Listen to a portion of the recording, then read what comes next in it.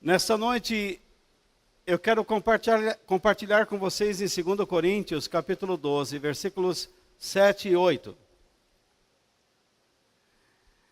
Eu escolhi como tema bênçãos e fardos.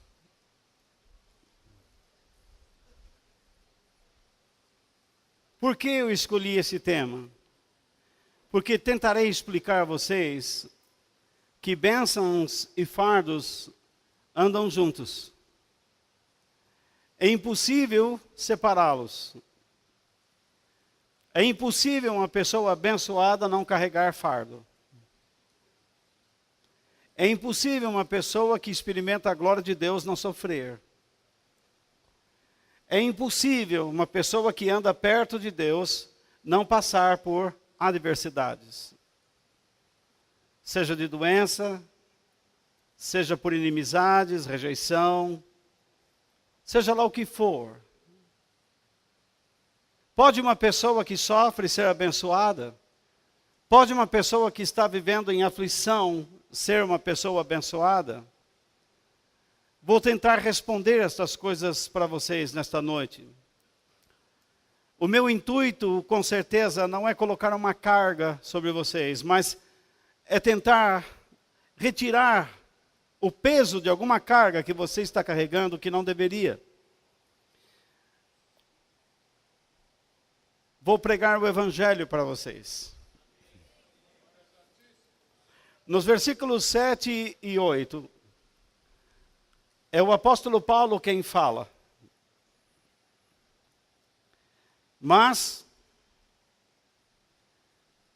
para que não ficasse orgulhoso demais, por causa das coisas maravilhosas que vi, eu recebi uma doença dolorosa, que é como um espinho no meu corpo.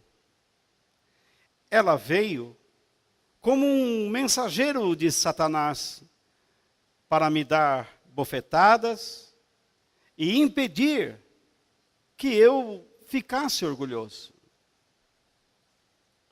3 vezes orei ao Senhor, pedindo que Ele me tirasse esse sofrimento.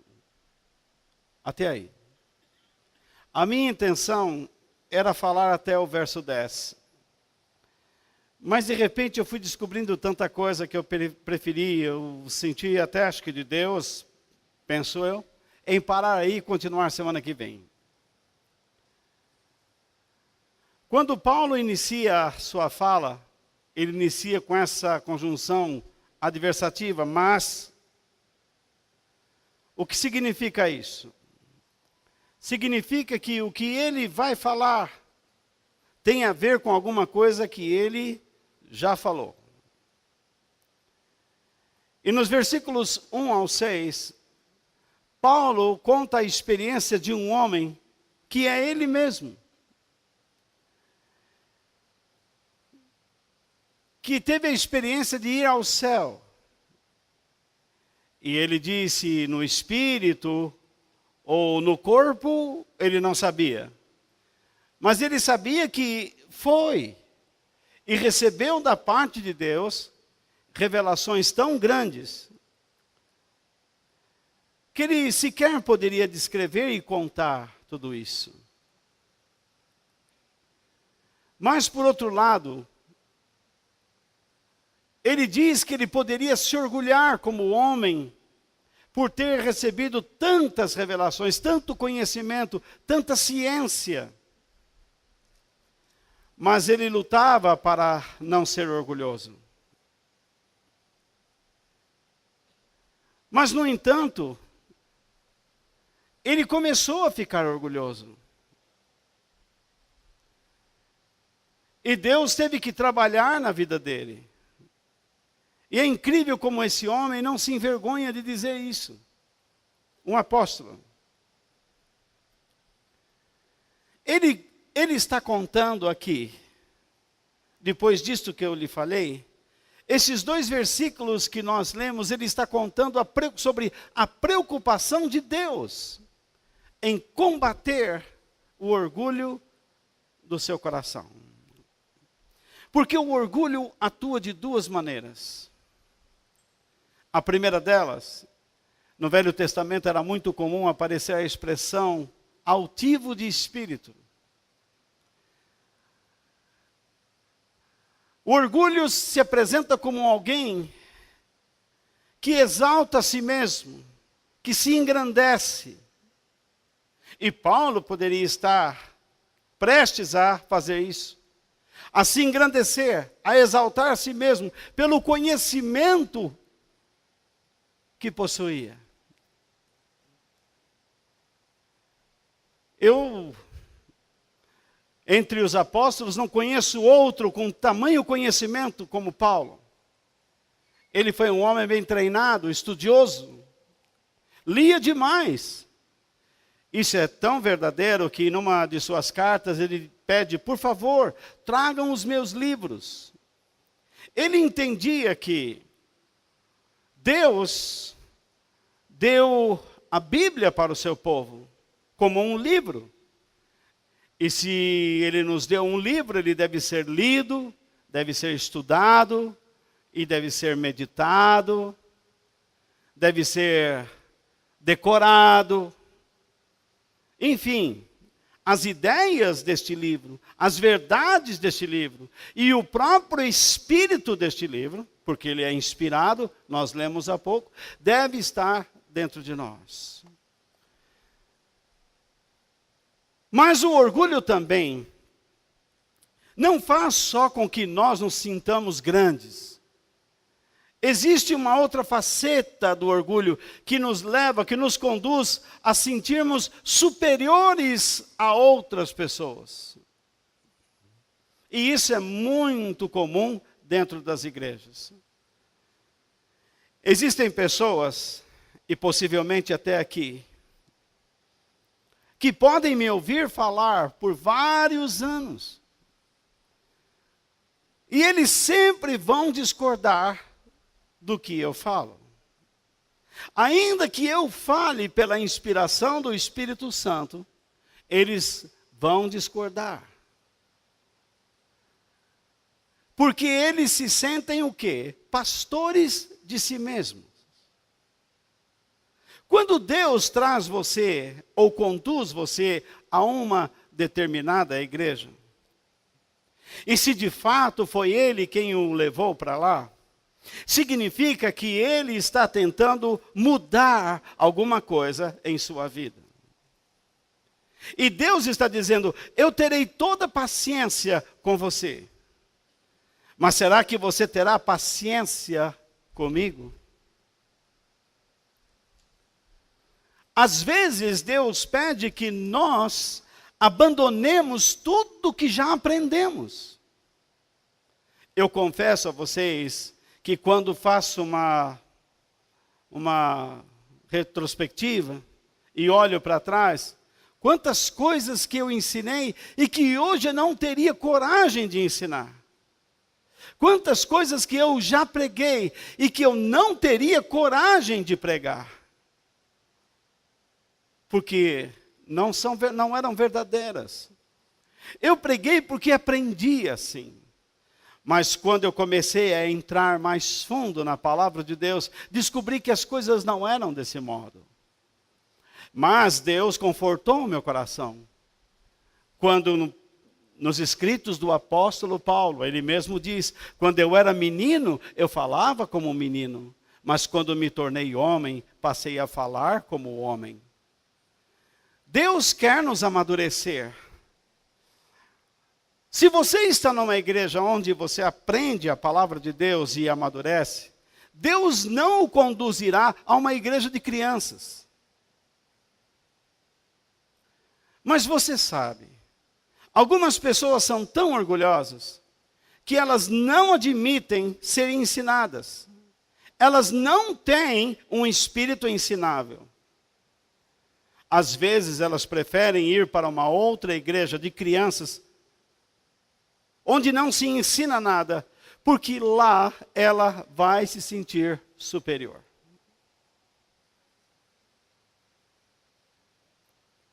Sabe como eu chamo isso? Orgulho. É uma das maneiras como o orgulho trabalha.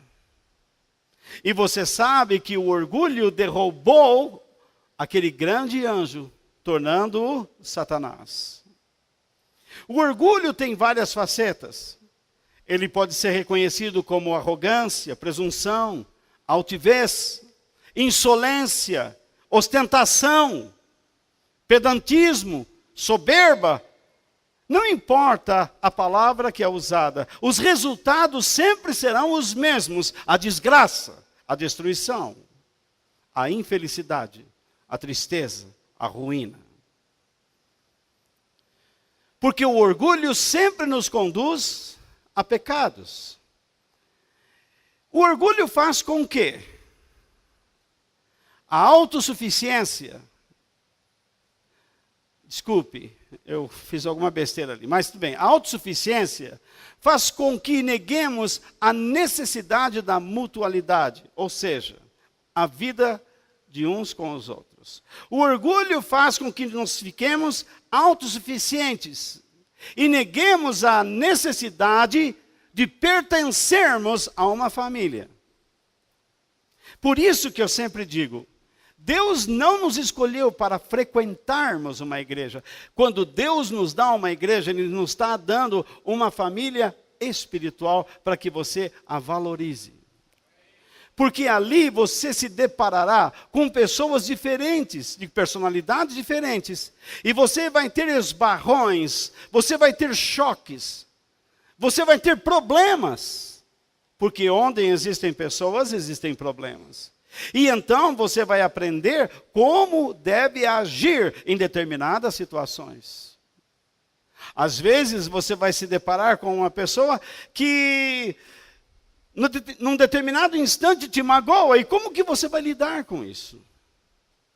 Deus coloca você para trabalhar em um local e as situações são idênticas. Você neste instante pode estar reclamando do lugar onde está trabalhando, do lugar onde está morando, da casa que você vive, mas Deus fez tudo isto de antemão. Porque Ele está disciplinando, treinando você para alguma coisa. E se você for orgulhoso, você não quer convivência. Você fica afastado. Você não sabe lidar com as perdas. Você não saberá lidar com as controvérsias e com as adversidades.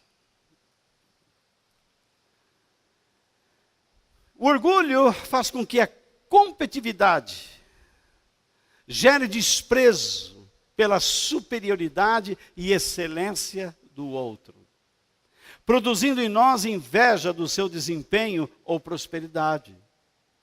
Quantas vezes nós vemos pessoas que, em vez de honrar seu irmão, o desonra? Quantas vezes nós vemos filhos que, em vez de honrarem a seus pais, os desonram? Têm vergonha deles. Se sentem até melhores. Quando nós temos que tratar em questões doutrinárias, nós temos que falar a verdade. E isso vai acertar alguém. Mas isto não quer dizer que nós somos superiores a este ou aquele. Mas muitas pessoas se sentem melhores do que outros. E sentem muito mal quando o seu próximo é elogiado e ele não. Todos nós temos que esperar a nossa vez. A Bíblia diz: humilhai-vos sob a potente mão de Deus, que no tempo certo Ele te exaltará. O que eu vou falar com vocês hoje é profundo, às vezes até um pouco chato, mas preciso falar. O orgulho faz com que enganemos a nós mesmos. Ao cultivarmos um sentimento de superioridade e que nos ilude a exibir tanto um status como valores que são apenas vaidade. você não é nada daquilo. Às vezes eu converso com algumas pessoas e eu percebo que eles estão tentando me enrolar. São como oradores gregos numa praça pública. Eles sabem falar, mas não sabem o que dizem.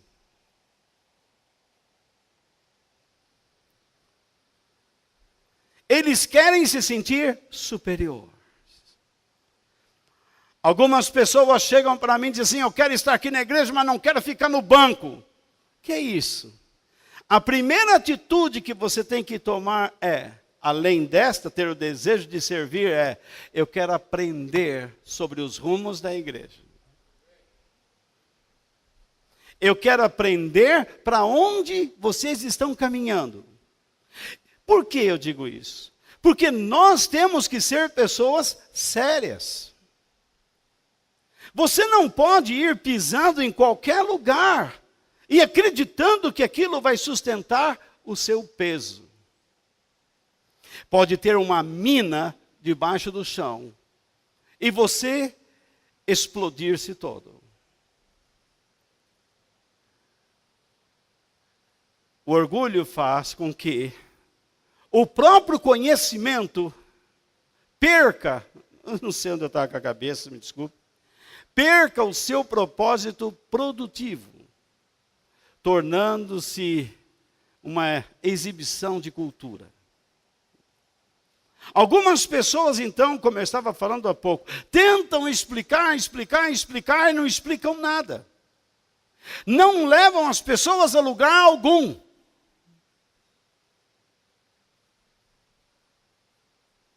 Porque são improdutivas. Elas não estão a serviço de Deus. Elas estão se esforçando para serem aceitas. Se esforçando para não serem rejeitadas. Você vê isto na igreja, você vê isto no trabalho, você vê isto em casa, pai, mãe, filhos. Você vê isto em todo lugar. Até mesmo quando você sai para namorar, o parceiro ou a parceira está demonstrando justamente isso. Por que Deus luta contra o orgulho? Por que o orgulho nos destrói tanto? E o que Deus tem para nos dizer? Tiago nos diz, já começou, hein? Eu não sei o que está acontecendo, quando entra nesse computador, às vezes muda as coisas. É como aconteceu outro dia, apareceram slides que eu nem colocou lá. Mas está aí, vamos lá. Os efeitos do orgulho, então, são o seguinte. O que eles fazem? O que o orgulho faz? Ele engana o coração. Quando você se sente grande ou superior a alguém, ele já está te enganando. E eu coloquei uma referência lá, vocês que estão anotando, vocês depois podem ler. O orgulho endurece a mente da gente para a verdade de Deus. Você começa a acreditar tanto em si mesmo que já não está mais aberto para ouvir mais nada. Algumas pessoas aqui já se acostumaram com a vida de igreja. E já não levam mais a sério o que Deus diz. A única coisa que vocês fazem é cumprir um hábito social domingueiro. E isso tem que ser abolido de suas vidas.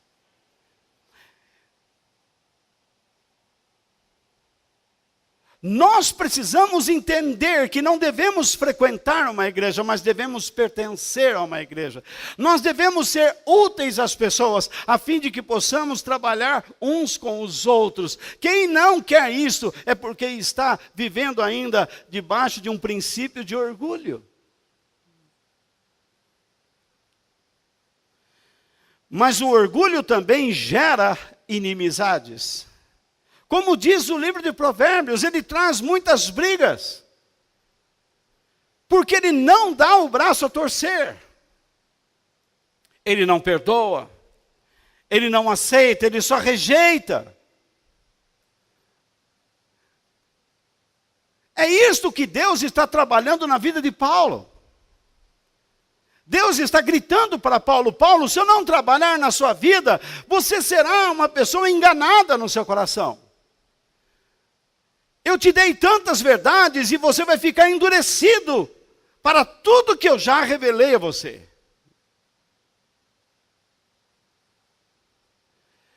Eu uma vez conversava com um pastor no Rio de Janeiro.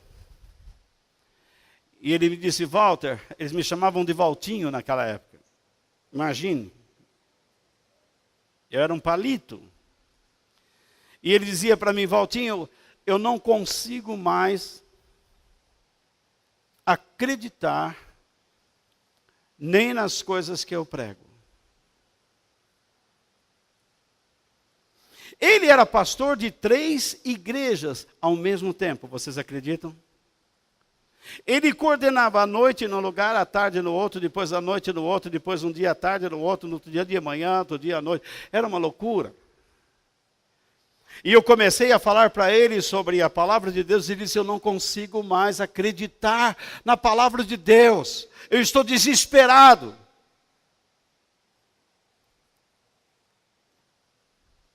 Eu sabia onde Deus queria trabalhar com ele. E Deus estava trabalhando com ele. A família dele estava se perdendo.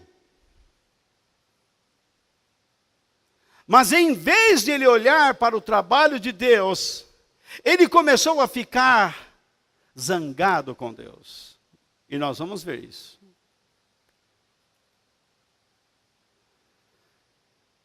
Quando Deus quer trabalhar em nossas vidas, Ele vai trabalhar em área que nós amamos, que nós gostamos.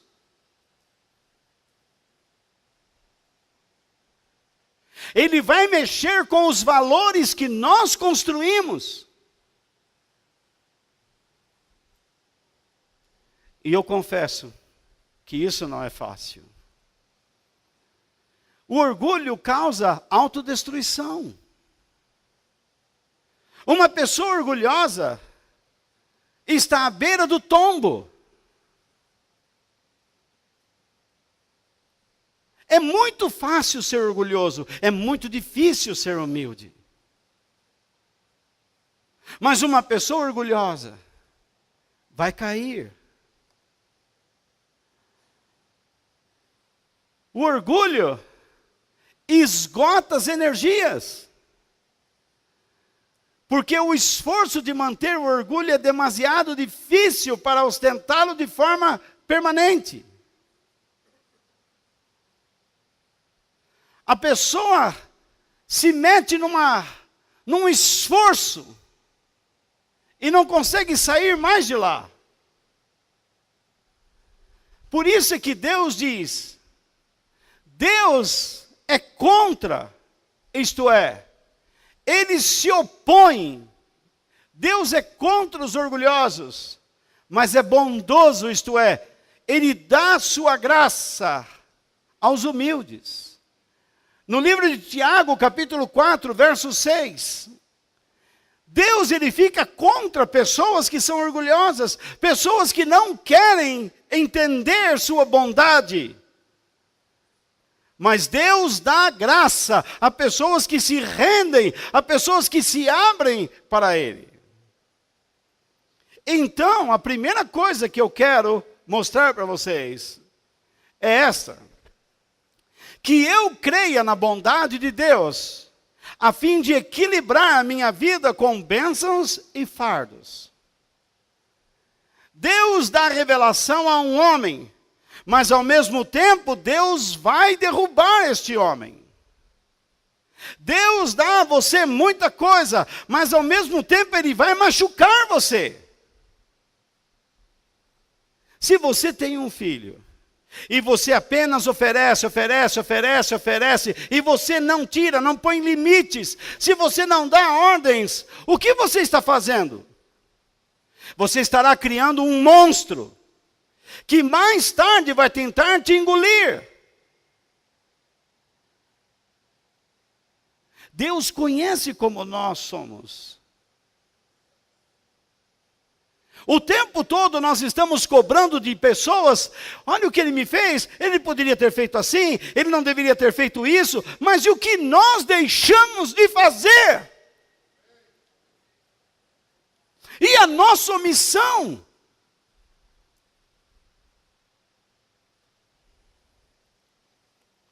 Não basta acusar o que os outros estão fazendo de mal, mas o que eu estou deixando de fazer de bom? Pois isto também é mal.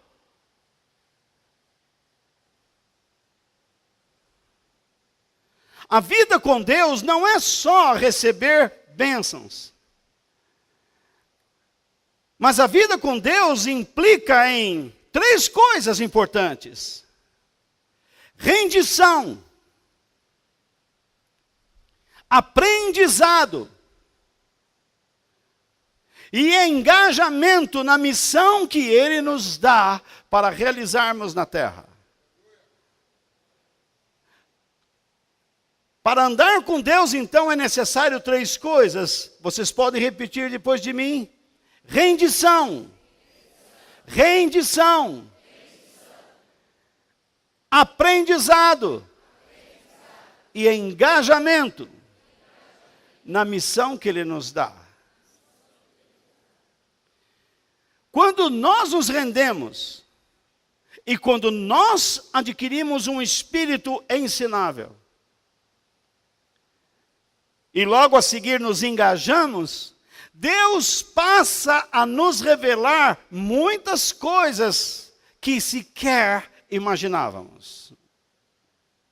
E então somos chamados por Ele para dizer aos outros sobre a sua graça, poder e glória.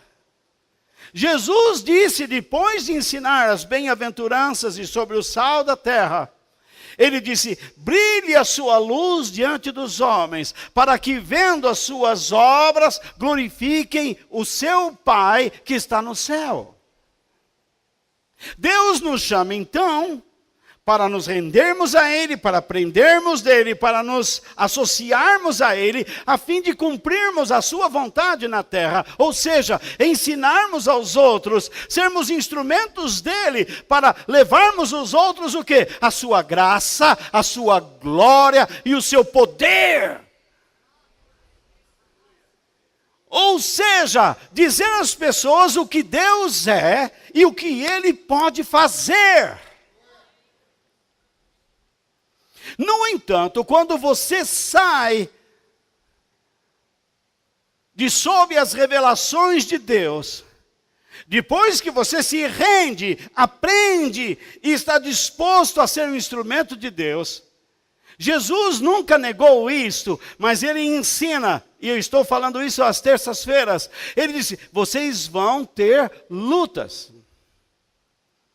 Vocês vão ter lutas interiores e exteriores.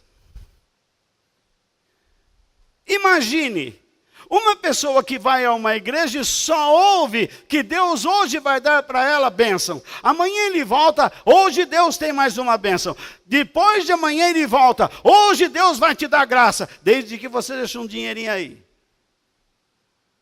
O que esta pessoa vai fazer diante das pressões?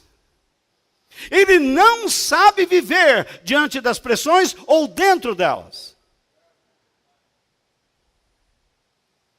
Ele é como um alcoólatra que se liberta do álcool, ou um drogado que se liberta das drogas, e de repente ele está debaixo de uma pressão, e se não tiver ninguém para segurá-lo, ele volta.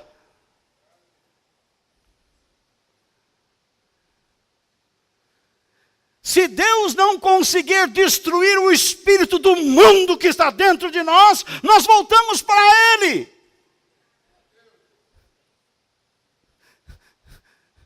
Deus precisa quebrar dentro de nós o que éramos, para sermos uma nova criatura em Cristo Jesus e declarar que as coisas velhas se passaram e eis que tudo se fez novo.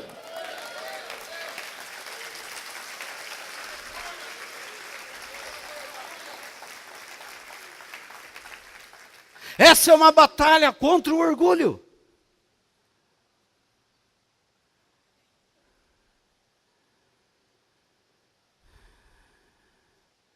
terei uma luta contra mim mesmo. Porque eu não tenho desejo de fazer o que Deus pede. Imagine um momento em que Deus diz, espera. E dentro de mim uma voz diz, se você esperar, você vai perder.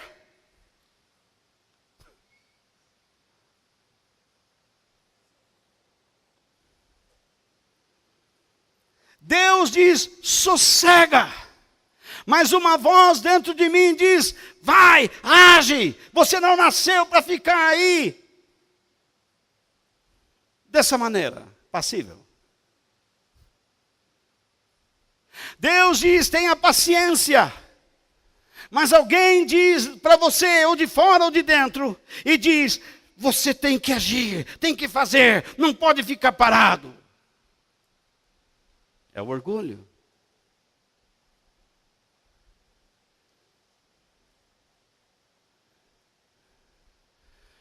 A verdade é que ninguém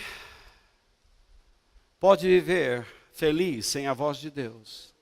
Jesus disse, nem só de pão o homem viverá, mas de toda palavra que procede da boca de Deus. É isso que nos dá a vida, é isso que nos traz paz, é isso que nos traz a força, a coragem, o ânimo.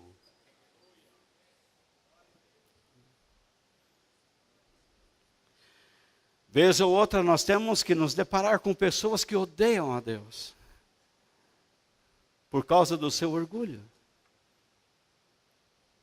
Vez ou outra nós temos que deparar com sentimentos próprios que odeiam a verdade de Deus. E isso é o orgulho. E isso nos faz sofrer. Deus diz, espera. E você então diz, tá bom, vou esperar. E nunca acontece.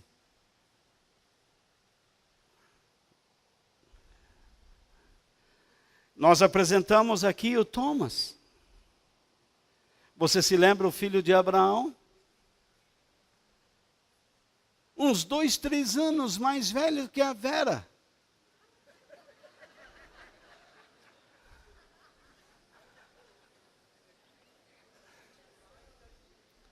Quando o Fausto falou aqui, o Thomas era esperado, mas não vinha, eu quase quase eu disse, a Vera não mandou você ir com Agar?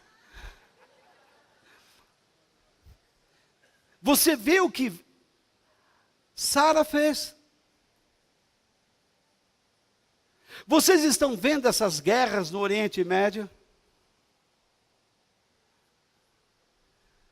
Você vê esse Estado Islâmico? Xiitas, sunitas, se degladiando, se matando. Eles dizem, o cristianismo tem divisão. Tem sim, mas nós não nos matamos.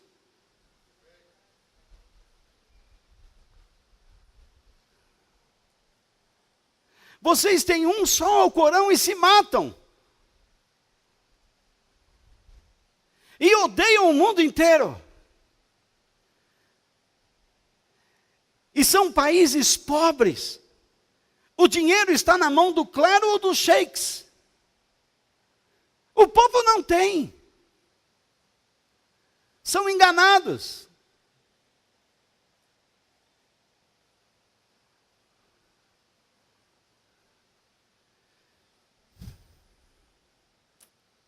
Eles sofrem. Você está sofrendo agora. Você está passando por uma situação que você gostaria de resolver.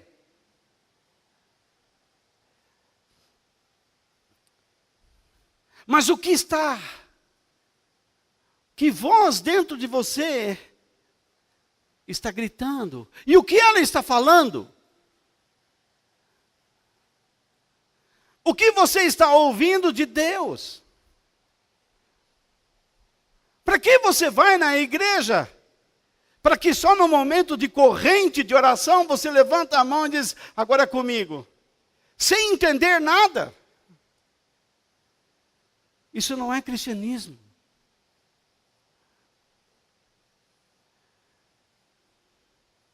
Então, segundo, que eu aprenda a encarar o sofrimento confiando na graça de Deus.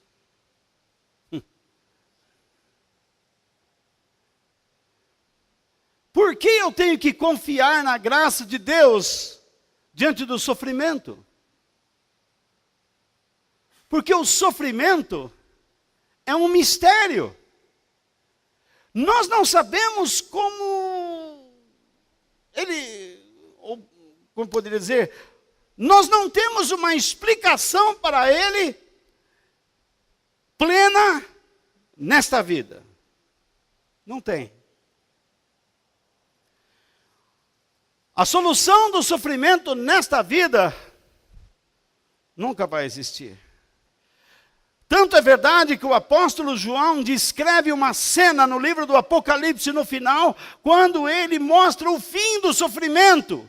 Ele diz em Apocalipse 21:14, ele, Jesus, enxugará dos olhos deles, isto é, daqueles que obedeceram e que o amaram, que fizeram sua vontade, estão lá. Enxugará dos olhos deles todas as lágrimas. Não haverá mais morte, nem tristeza, nem choro, nem dor. As coisas velhas já passaram. Isso é tremendo.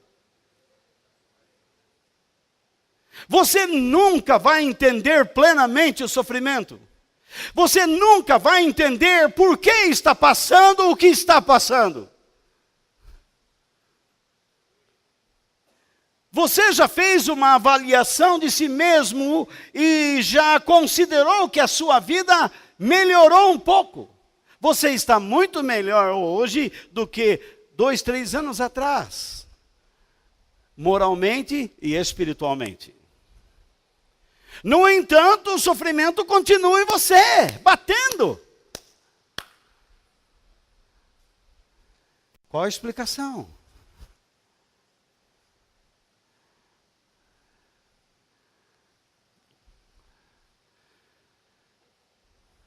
Não tem. Nós temos alguma noção bíblica e vou dar a vocês, mas você vai sofrer até o fim da vida. Eu vou sofrer até o fim da vida. Mas também você será abençoado por Deus até o fim da vida. Eu serei abençoado por Deus até o fim da vida. Não existe bênçãos sem fardos.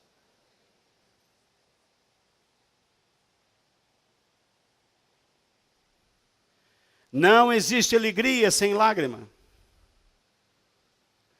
Você já deve ter lido o livro de Eclesiastes.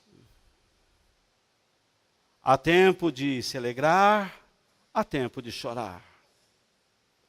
Há tempo de nascer, há tempo de morrer.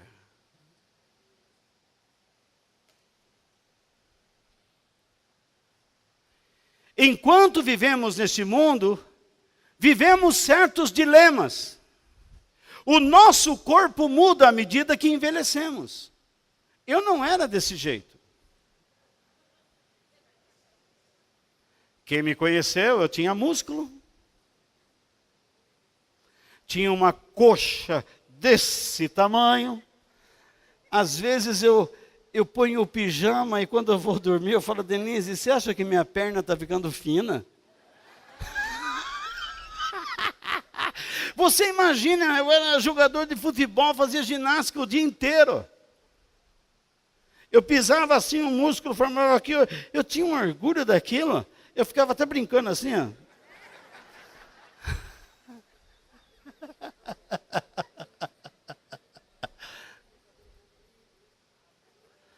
Agora, eu faço assim, me dá distensão, rapaz.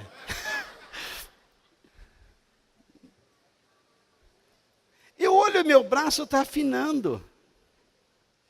A minha orelha está crescendo.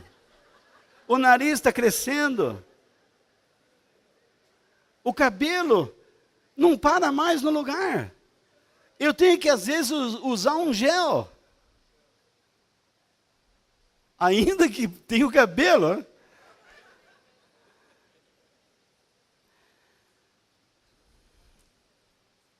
Eu tento emagrecer. Mas está difícil. Tem alguns aí que vão lá arrancar o estômago fora. Meter uns tubos, passa direto. Né? Fora outras coisas que também estão ficando velho.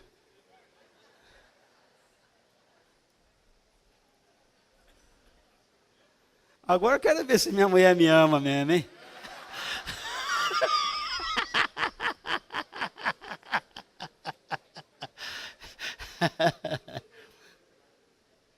O mesmo corpo que nos dá tantos prazeres. Quando eu era menino, eu via um lago, arrancava o calção e pelado e pulava, e pá, e saía, depois punha o calção de novo, subia na árvore, via lá um cavalo, pulava no pelo dele, e a gente galopava e brincava, e pulava daqui, corria de lá, ia para cá e para cá. Hoje, não me chame para correr. Parece caminhão de feira, você não pode acelerar muito, que começa a cair tudo, sabe?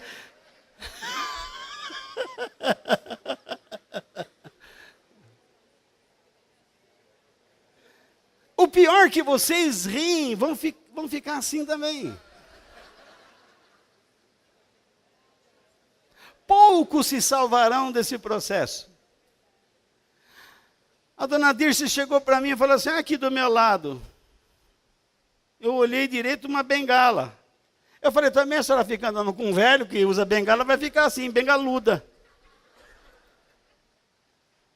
Até eu brinco com elas, eu não vou ficar velho. Quem não vai?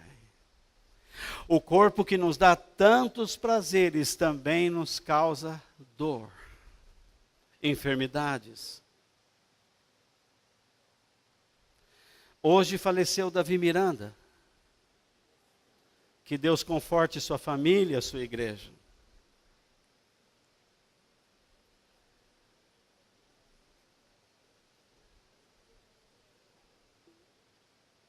A vida inteira esse homem falou que Deus cura e vai sempre curar, mas às vezes Deus não cura. Você vai morrer de algum jeito, ou numa moto, ou num avião, ou num carro, ou num navio, andando. A vida não é engraçada? Os amigos que tanto nos alegram, também nos magoam.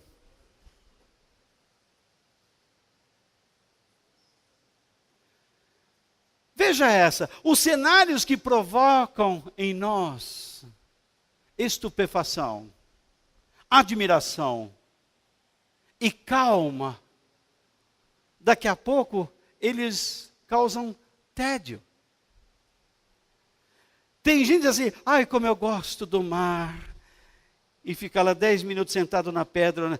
Chás, chás, chás, chás, chás, chás. Aí você está ali do lado, você entra na contemplação, a pessoa fala assim, bom, vamos no shopping?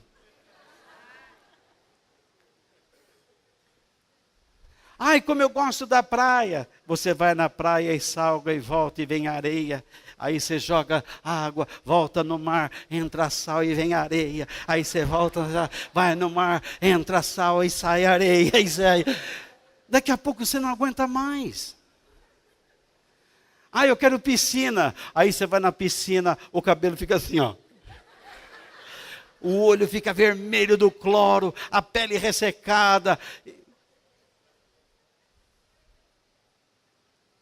Você tem um filho, você se alegrou com ele, daqui a pouco ele está fazendo você chorar. Quando você era criança, você corria nas pernas do papai e da mamãe, puxava o vestido e a calça, agora você diz, não, eu já sei, deixa comigo.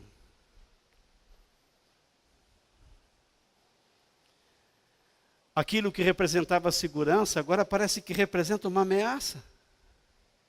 A vida não é um dilema. Por que sofremos?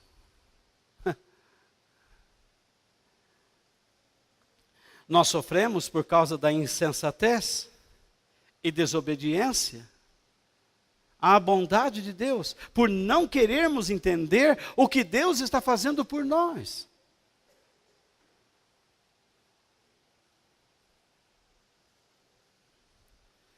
Veja essas palavras de Jesus, ou no livro de Hebreus sobre Jesus. Pensem no sofrimento dele. Dele quem? Jesus. E como suportou com paciência o quê? O ódio dos pecadores. Assim vocês não desanimem, nem desistam. Hebreus 12, verso 3. Vocês terão que enfrentar pessoas cheias de ódio. E às vezes o próprio ódio estará dentro de vocês.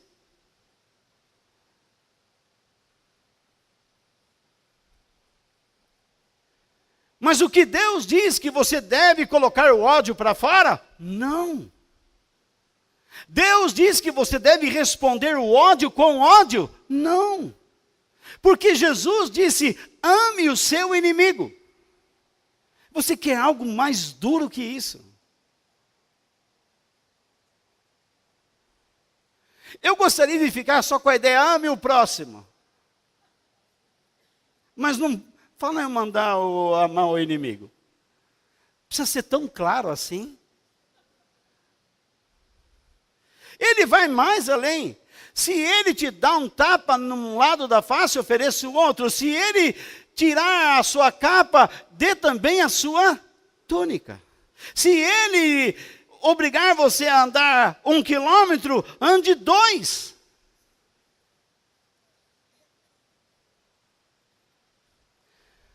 Então o cristianismo não é para qualquer um.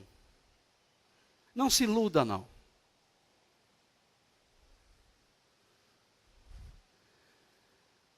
A igreja não foi estabelecida por Jesus para os fins que nós temos visto.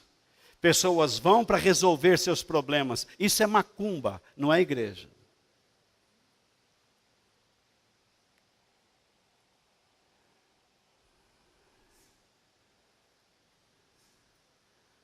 Nós sofremos a fim de que, pela paciência, sejamos disciplinados a crescer em uma vida piedosa. O apóstolo Paulo fala em Romanos capítulo 5 o seguinte, versículos 3 ao 5. Eu vou colocar para vocês aqui. Ele diz, e também nos alegramos nos sofrimentos. No que nos alegramos, irmãos? Nos sofrimentos. Pois sabemos que os sofrimentos produzem o quê? A paciência. Deixa eu só mostrar para você. Pensem no sofrimento dele, Jesus, e como suportou com o quê?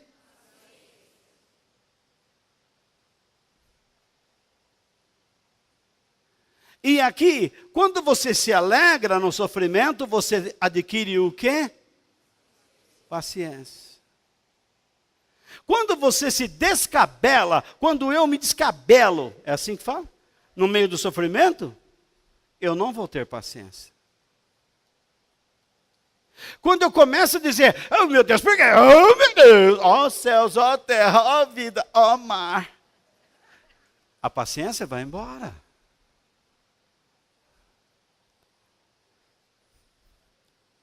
Mas tem mais. O apóstolo Paulo chega a dizer que a paciência traz o quê? A aprovação de Deus. E essa aprovação divina cria o que em nós? Esperança. Por que nós estamos vendo tantos cristãos desesperados, desinteressados até pela fé cristã? Você começou a fé cristã como um foguete indo ao espaço, agora está faltando combustível.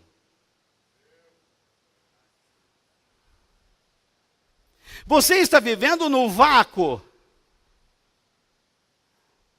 É como aquele filme Gravidade.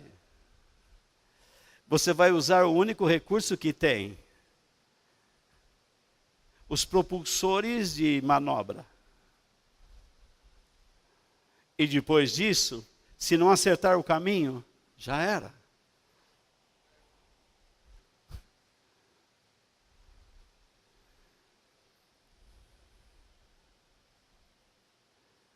Imagine, meu irmão, se nós não crescermos na paciência, e nós todos somos impacientes, não vem com essa não, hein? Nós todos somos impacientes, e Deus diz, vocês devem ter paciência, porque isto me agrada. E todas as vezes que vocês forem pacientes, eu vou encher o coração de vocês de esperança. E ele continua. Essa esperança não nos deixa o quê? Decepcionados. Pois Deus derramou o seu amor no nosso coração por meio do Espírito Santo que Ele nos deu. Quando eu encontro pessoas dizendo assim, Deus faz tudo na vida daquele lá, na minha não faz nada. Quantas vezes nós já não ouvimos pessoas dizendo isso? E quantas vezes nós mesmos já declaramos isto? Por que nós declaramos isto? Ou por que a pessoa está falando assim? Porque ela não está se alegrando nos sofrimentos e não está tendo paciência. Ela não está sob a aprovação de Deus, por isso ela não tem esperança, e essa falta de esperança faz com que ela fique decepcionada, e ela culpa a Deus por tudo que está acontecendo na sua vida.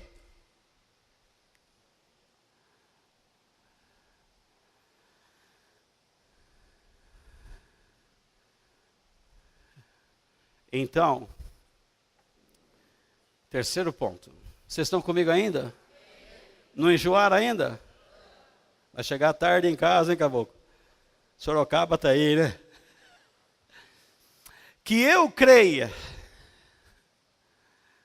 Campo Limpo também, né? Hein, Luizão? Vai chegar tarde. Que eu creia que Deus controla o mal. E até o usa. A fim de mostrar sua graça, poder e glória. Mas, Walter, o que você está dizendo? Nós temos que expulsar o mal, e você está me dizendo que Deus usa o mal? Estou.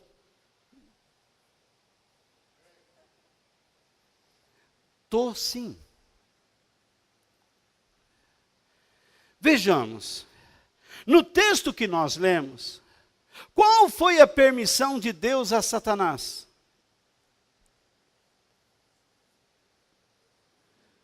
O que Satanás colocou em Paulo?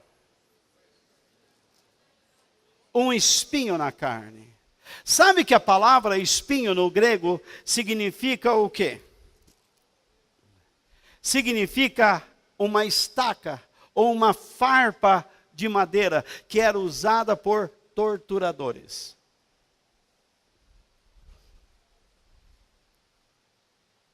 Deus disse a Satanás, vá torturar o meu servo, por esta razão, para que ele não fique orgulhoso.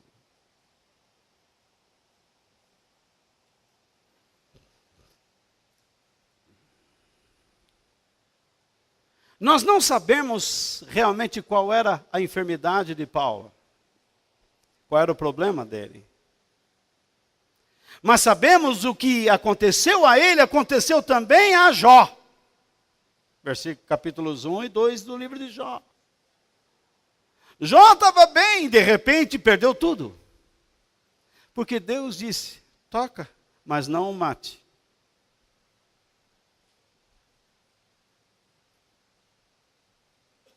Eu não sei qual é a origem do mal, mas eu sei que o mal existe.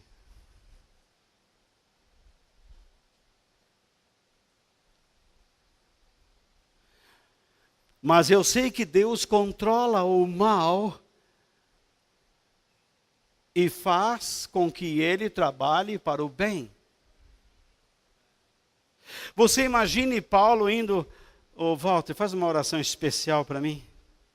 Pois não, apóstolo Paulo, o que você deseja? Eu quero que saia esse espinho aí.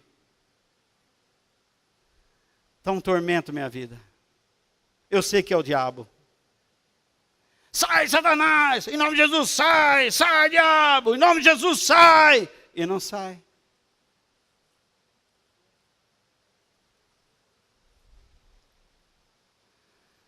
Eu fico pasmo ao ver que alguns homens que têm a Bíblia por anos e ensinam a Bíblia por anos nunca pararam para pensar no que Deus fez na vida desse homem.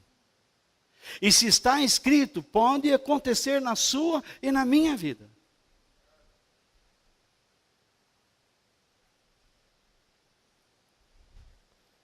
Veja só, se você puder ler de novo comigo, o versículo 7 de 2 Coríntios 12, se você não fechou sua Bíblia.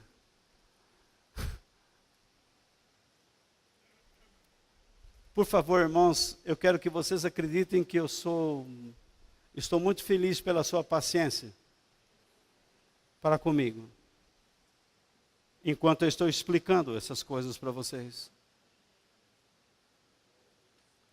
Paulo diz, para que não ficasse orgulhoso demais por causa das coisas maravilhosas que vi, eu recebi o quê? Uma doença dolorosa, que é como um espinho no meu corpo.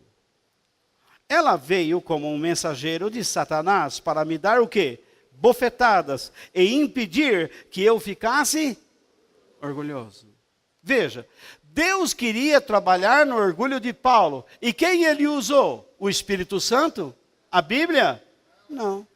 Satanás.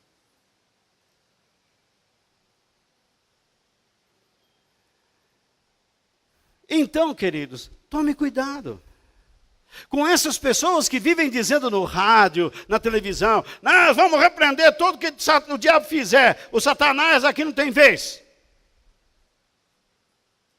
Não. Se Deus quiser, Ele vai pegar até você que está pregando isso.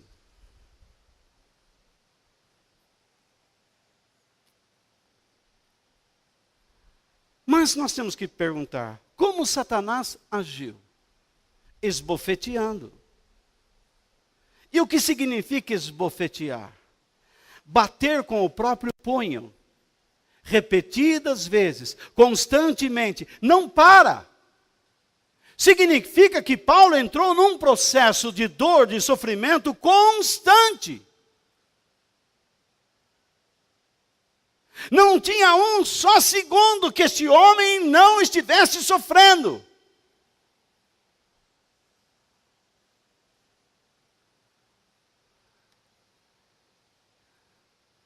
Como Paulo lidou com a situação? É a pergunta que eu faço. Ele orou. Por quê? Porque ele queria ser útil. Ele era um homem responsável. Ele queria que a sua vida tivesse valor. Ele não era como algumas pessoas que só pensam no supérfluo, só pensam nos seus interesses. Ele queria ser útil nas mãos de Deus, ser uma bênção. E ele estava começando a acreditar que ele não serviria para mais nada.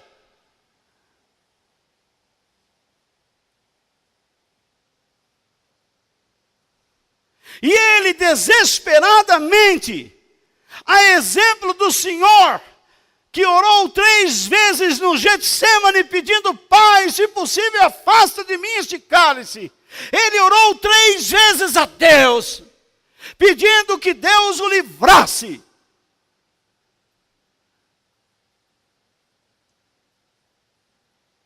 Mas Deus não o livrou. Assim como a Jesus não afastou o cálice.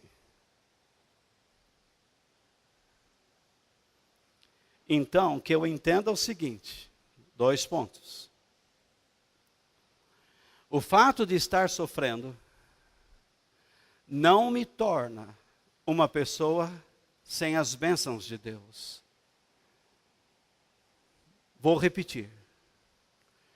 O fato de estar sofrendo não me torna uma pessoa sem as bênçãos de Deus. Vou dizer de novo.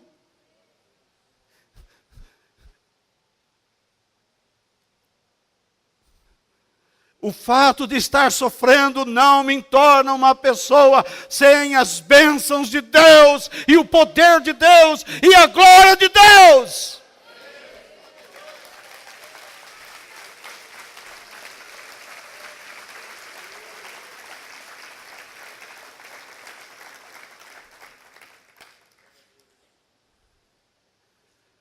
Mas, como alguns lidam com o sofrimento? Eu pelo menos destaco 3 atitudes: amargura, desistência e esgotamento. Alguns ficam tão amargurados que se zangam profundamente com Deus e o culpam pela falta de liberdade. Eu vi a senhora com esta muleta. E a senhora, eu vi o seu Walter também. Eu vi a Luana com câncer, a Esther com câncer. Você com enxaqueca, você com problema no coração, a Vitória deficiente visual, a Joyce com problemas motores. Desculpe mencionar seus problemas, me perdoe, mas eu só quero usar um exemplo digno. A Joyce mal digita e escreveu um livro. A Vitória não enxerga e abençoa com sua voz. Eu vejo o seu Walter ensinando casais. Eu vejo minhas queridas dando carinho às pessoas. Todos têm prazer em receber seu amor, o carinho. Você é mais novo, pode não estar tendo nenhum tipo físico, nenhum problema clínico. E está zangado do quê? Eu vi a Luana dizendo para o seu marido e para outros irmãos: bom, agora eu tenho que ir para a igreja porque eu tenho que tratar dos assuntos. Outro dia estava reunido com a minha esposa para tratar das coisas da Páscoa.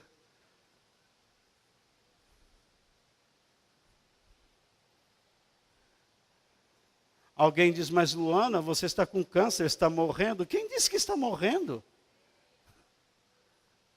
É só Deus que diz isso. Eu estava morrendo, segundo alguns, com meu coração parando. Eu tinha o quê? Alguns meses de vida, eu estou aqui até hoje. Diz que coisa ruim não morre fácil.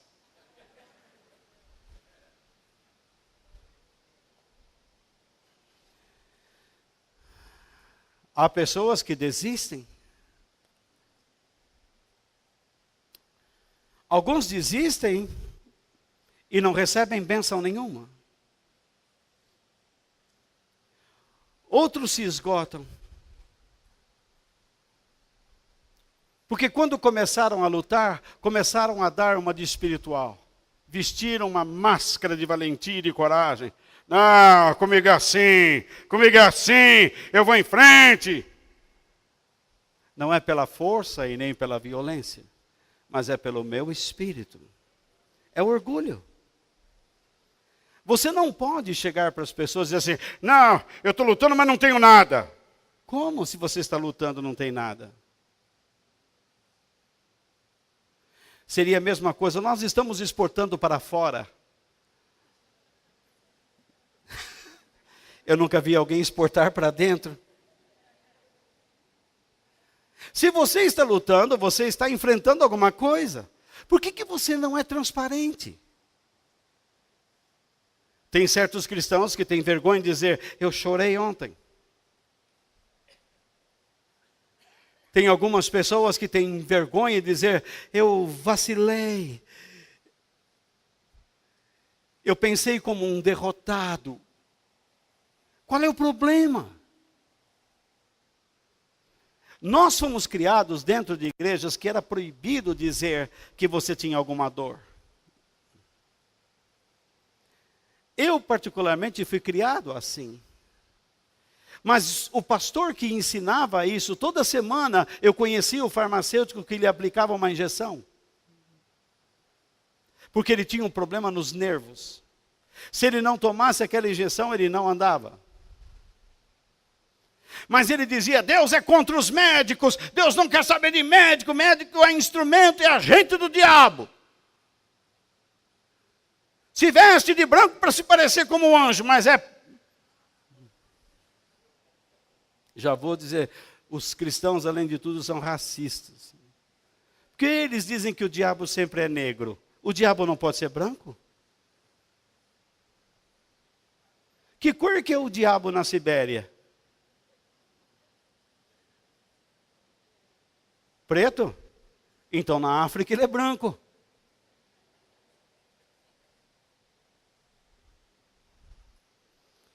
Para com essa história de tentar ser valente.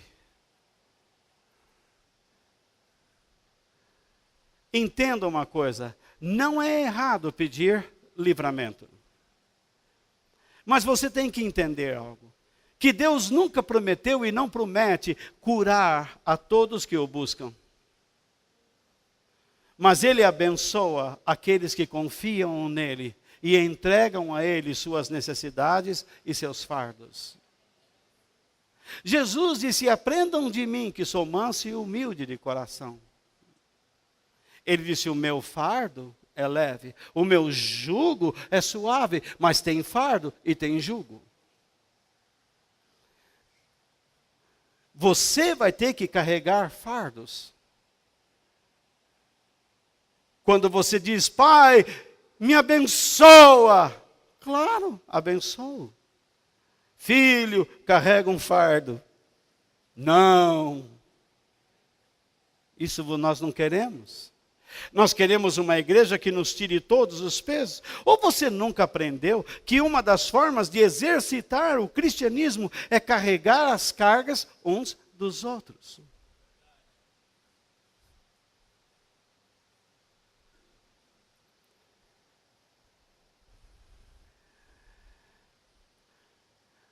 O próprio apóstolo Paulo disse em Filipenses capítulo 4, verso 6. Nós estamos tendo ainda algum problema de visualização, mas quando terminarmos isso vai ter telão ali, vai facilitar, ok? Não se preocupem com nada, mas em todas as orações peçam a Deus o que vocês precisam e orem sempre com o coração agradecido. Então, Paulo não está dizendo que nós não podemos pedir, podemos, mas nós temos que ter um coração agradecido. Eu já vi gente torcendo isso, dizendo assim, você já agradece antes de receber. Ele não está dizendo isso. Ele está dizendo que peça a Deus o que vocês precisam, mas sempre orem com o coração agradecido, pronto para abençoar a Deus, pronto para bendizer a Deus, pronto para viver este momento com gratidão. Ele mesmo ensinou, tendo o que comer e o que vestir, estejam vocês contentes. Davi, o rei, disse, entregue os seus problemas ao Senhor, e Ele o ajudará. Ele nunca deixa que fracasse a pessoa que lhe obedece. Salmo 52, 22. Quem é este que está falando? É alguém que sofreu. Deus diz, Davi, você vai ser rei de Israel.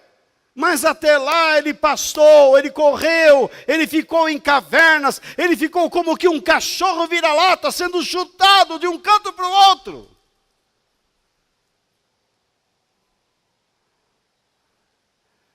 Enfim, ele chegou a ser rei. E lá no reino ele se orgulhou e ele se envolveu com Batseba. E a sua casa literalmente caiu. A ponto do seu filho querer matá-lo. Mas você não vê um instante Davi dizendo: Senhor, me livra desse inimigo, mata ele. Não. Você o vê dizendo: Senhor, eu estou sofrendo as consequências, eu entendo. Ele está colocando a sua vida nas mãos de Deus e diz: faça o que o Senhor quiser. Se meu filho quer Jerusalém para ele, eu saio. E ele saiu.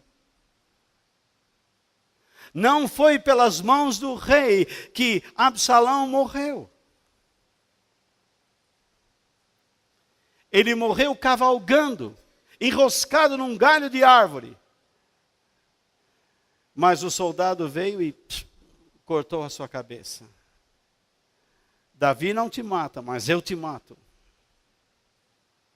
E Davi chorou a morte do seu filho. Paulo, nesse texto que estamos lendo, ele não sabia se o seu sofrimento seria temporário ou não. Mas ele não se envergonha de declarar que sofria e que estava debaixo do tratamento de Deus. Por isso, em último lugar, digam graças a Deus. Obrigado.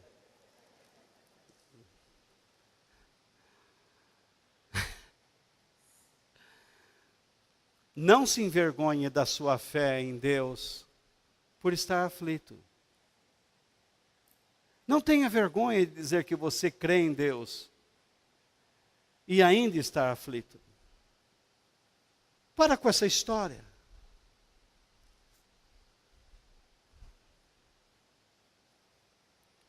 Há pessoas que dizem assim: se você é obediente a Deus, vou fazer a voz do Luiz aqui. Se você é obediente a Deus e se apropria pela fé de tudo o que tem direito em Cristo, não tem que ficar doente ou cheio de problemas. Eu pareço uma malévola, né? Vocês já não ouviram alguma coisa parecida assim? Quem já ouviu algo assim? Levante a mão, deixa eu saber. Pessoas constantemente vão dizer para você: se você tem fé, se você é de Deus, isso não tem que ficar na tua vida. Isso tem que sair. Ou não é? Com que autoridade esse imbecil fala dessa forma? Ele não sabe sequer o que Deus está fazendo. Com que autoridade esses apóstolos falsos, impostores, podem colocar uma placa: quarta-feira, libertação total? Com que autoridade alguém diz: você compra mezuzá, enfia aqui no bolso e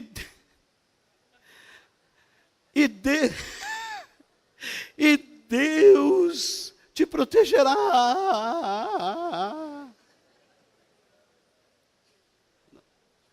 Como pode uma coisa que já está abolida te proteger?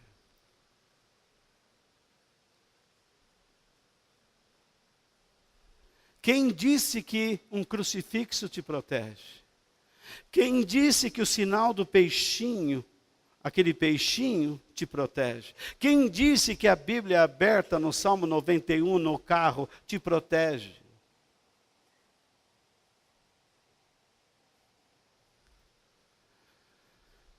Agora mesmo, o Estado Islâmico matou vários cristãos. E eu disse a vocês que 100 milhões de cristãos estão sendo assassinados neste mundo por ano. 100 milhões.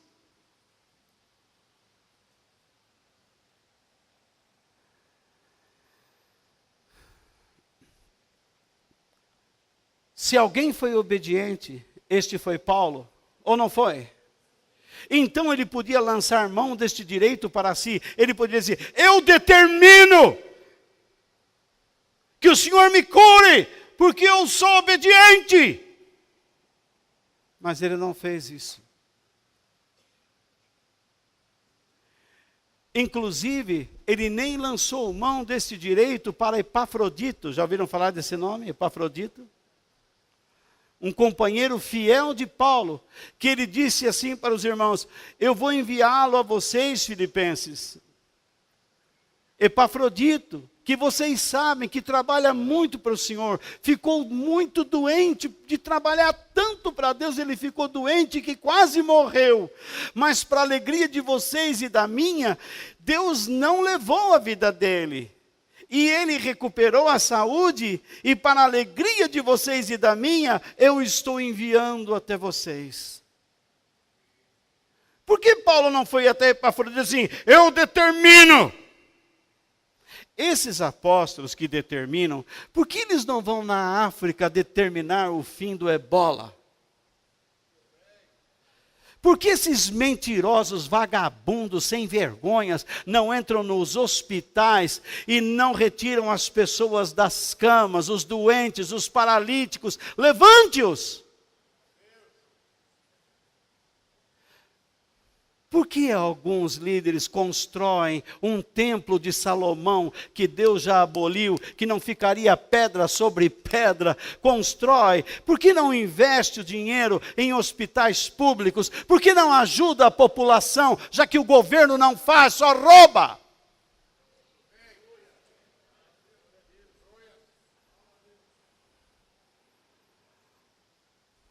Esses cafajestes que assaltaram a Petrobras, quase 90 bilhões, tiraram prato de comida das pessoas. E vem com essa conversa em tempos de eleição, essa conversa populista, tudo vai baixar, eu não vou deixar, está tudo aumentando, você vai no mercado, você vê, tudo mentira.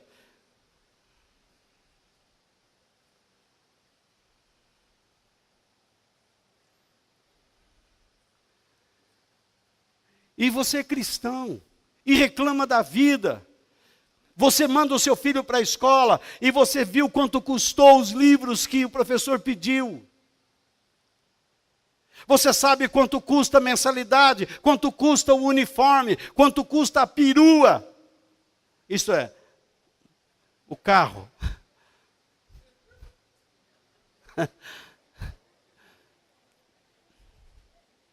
Você sabe. E tem que custar. Olha o preço do óleo diesel, olha o preço da gasolina. Agora vem essas propagandas da Petrobras, nós somos uma grande empresa. Eu sei que é, mas está pequena demais. Nós temos o pré-sal, os árabes abaixaram o preço do petróleo. E o dinheiro que vocês vão gastar para arrancar daquela fundura, não vale a pena, meu filho.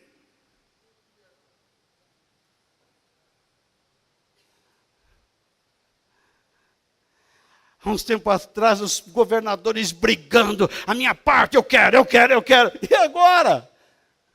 Faça alguma coisa pelas pessoas, pelo amor de Deus. Aqui em São Paulo, nós precisamos de pelo menos 30 mil acres de reflorestamento para voltar a umidade sobre o nosso estado. O estado do Amazonas está sendo acabado, exterminado. Lá existe uma casquinha só de terra. Você derruba uma árvore e se você tenta reflorestar, só daqui 300 ou 400 anos, meu amigo. Os seus filhos vão sofrer. Os seus netos vão sofrer. Eu nunca pensei que chegaria a ver o que estou assistindo, vendo. Que Deus me ajude, que Deus te ajude. Vivemos em um mundo infectado, podre, fétido. Dinheiros foram enfiados para salvar esse rio Tietê e continua aí. Obras que não são terminadas. Esses movimentos sem terra ficam brigando. Por que eles não disputam espaço na ciclovia? Ninguém passa lá.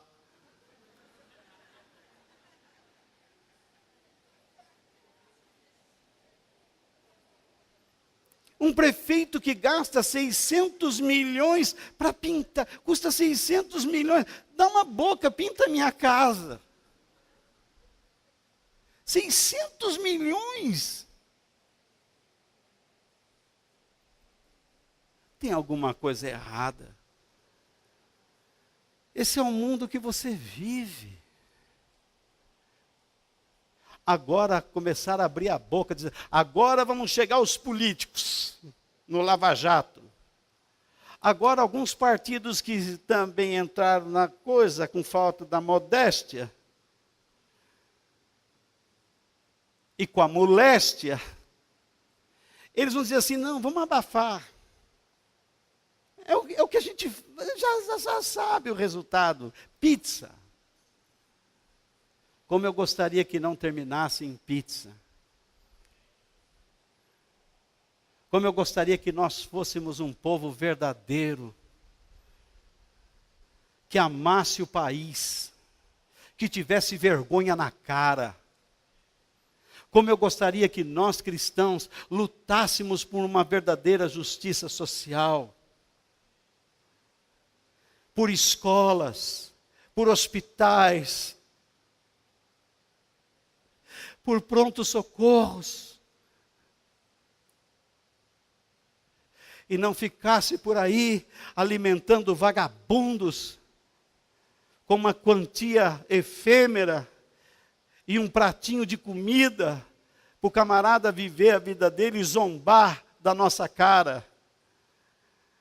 Como eu gostaria de um país onde o rico fosse rico e o pobre fosse pobre com dignidade e pudesse crescer para a classe média. Vocês estão vendo o que está acontecendo na Venezuela? Quem se opõe ao governo é preso. Nós, como cristãos em nosso país, não podemos mais pregar a verdade como eu estou fazendo agora, porque a legislação determina um processo.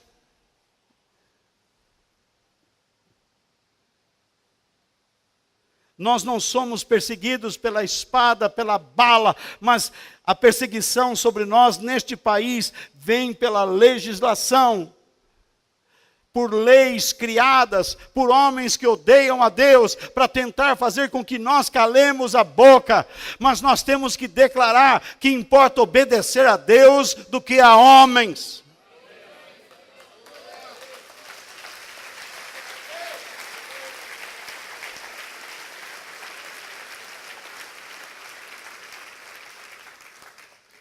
Eu quero terminar dizendo que a nossa experiência não difere da de Paulo. Paulo foi do paraíso à dor, da glória divina ao sofrimento satânico, das bênçãos de Deus no céu aos duros golpes satânicos na terra, do êxtase à agonia ou aflição. Vou repetir, Paulo foi do paraíso à dor. Ele foi da glória divina. Após experimentar a glória divina, levou golpes satânicos. Um homem tão abençoado por Deus, odiado pelo inferno. Do êxtase de ver a glória, as riquezas e as coisas indescritíveis. A agonia. Há uma dor incessante, há um sofrimento incessante, constante, que não para. No entanto, Paulo aprendeu que essas coisas andam juntas.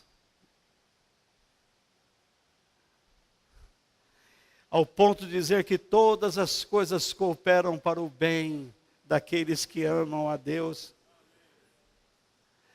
E ele não se envergonhou de vivenciar estas coisas. Coisas que aconteceram na sua vida pela permissão de Deus.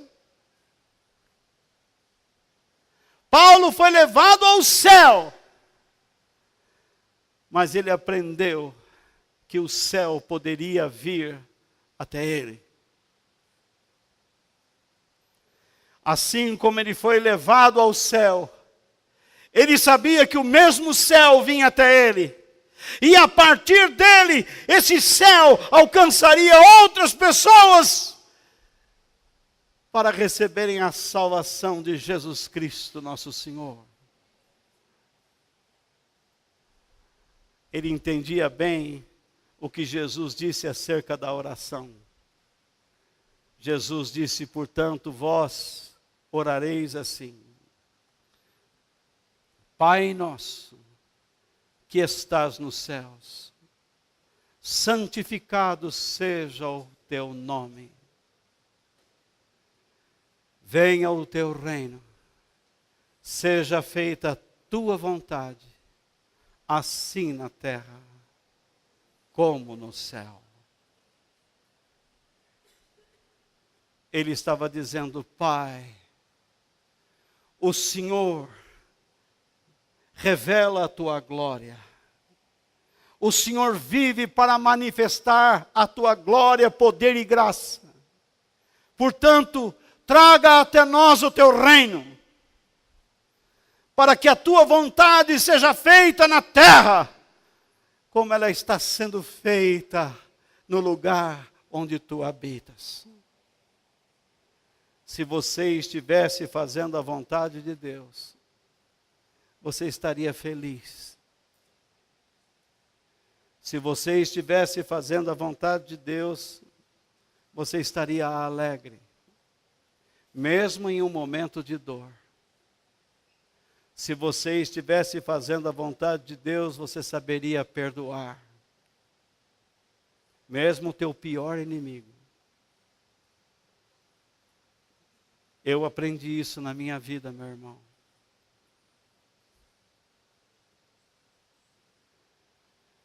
Se você estiver fazendo a vontade de Deus, você não será uma outra pessoa, mas será aquela que Jesus determinou que você fosse. Se você está fazendo a vontade de Deus, não é a tua bengala que te segura, não é sua idade nem a dor. Você sempre será útil. E sempre terá a bênção de Deus. Mesmo que você esteja velhinho e cansado, você sempre será uma pessoa abençoada até o fim dos seus dias. Mesmo você que não pôde estudar, e que ainda tem chances, mas você não sabe ler, mas você pode ser uma pessoa abençoada e muito útil nas mãos de Deus. Você aprende do mesmo jeito. Tudo que eu tinha para dizer a vocês, eu disse. E mais uma vez eu agradeço a paciência por terem me ouvido. Que Deus nos abençoe.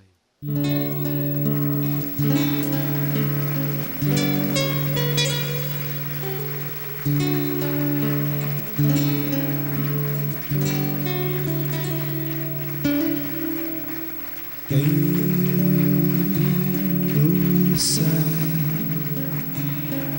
tenho eu além de ti, e na terra em quem tenho mais prazer, não há outro Deus. semelhante a ti, Senhor. És a minha